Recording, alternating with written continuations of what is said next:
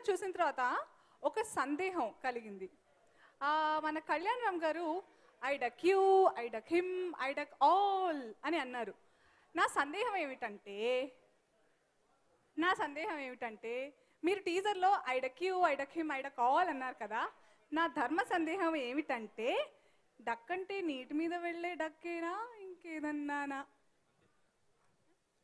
అంతేనండి, అది నీటి మీద వెళ్ళే డక్కే. నేనే పిచ్చిదానిలా క్వశ్చన్ ఆన్సర్ ఇచ్చినట్టున్నాను.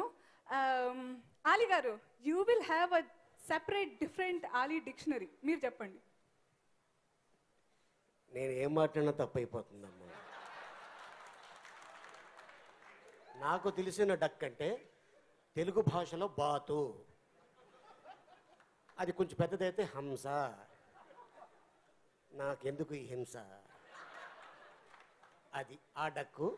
తర్వాత చాలామంది ఫారిన్ కంట్రీలో అంటారు ఈ సామాన్ ఎక్కడ ఉందంటే there is duck no, there is catharsis and fallacies అంటారు కదా, ఆ డక్కు తెలుసు. ఆ డక్ ఏంటో తెలియాలంటే పూరి జగన్నాథ్ గారికి అడిగితే ఆయన చెప్తాడమ్మా. నాకు ఆలీ గారు దారి చూపిన దేవత, పూరి గారి దగ్గరికి వెళ్తున్నాను. So what is the duck theory? Duck అంటే బాత్ అనుకున్నారేమో, అది బూత్ అండి.